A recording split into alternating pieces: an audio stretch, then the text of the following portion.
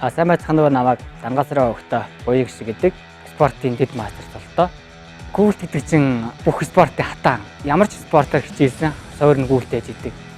Марафон гүйж байгаа хүн ерөөсөө сэтгэл зүгээ ялж чадж тэр хүн замаа дуусгана. Манай гэрээс ажилд ирэхэд нэг 17 км орчин байдیں۔ Хүн ингээд гэрээс гараад 17 км бэлтгэлээ хийжээд ажил дээр ирэх надад бас нэг боломж яваад байгаа байхгүй. Гованга мебель компанид 2016 оноос ажилд ороод агуулгын ахлах гэдэг албаны шалтгаан ажиллаж байгаа.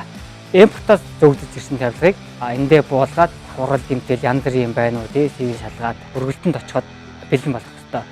Манай ажлын хамт бол нэрээр хүлээж авч байна шүү дээ. Бүгд тэгэл амжилт чи чаднаа хичээгээрээ хамт олон чи ард чинь байгаа шүү гэх тэр сэтгэл зүй өгдөг чи хүн хацар тийм болж өгч байгаа байхгүй. Би ганцаараа энэ амжилт хүлээд аваад байгаа биш байхгүй тий. Миний цаана хайны жил минь байна. Компани хамт олон удирдлагууд ажилчид минь байна. Миний цаана хамгийн том одоо манай тасалжуулагч багш байна.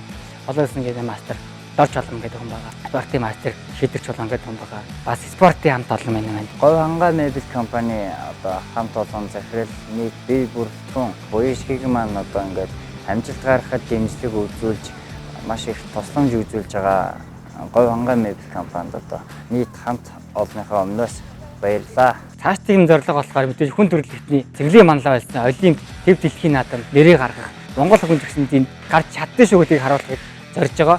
Энэ зорилготой минь 5 жилийн хугацаанд хамт байж ирсэн цааш хүртэл хамт байх компани нийтэд ажилчид удирдлагууд захирлуудтай бид бүгдээрээ хамтдаа чадах болно гэж хэлье.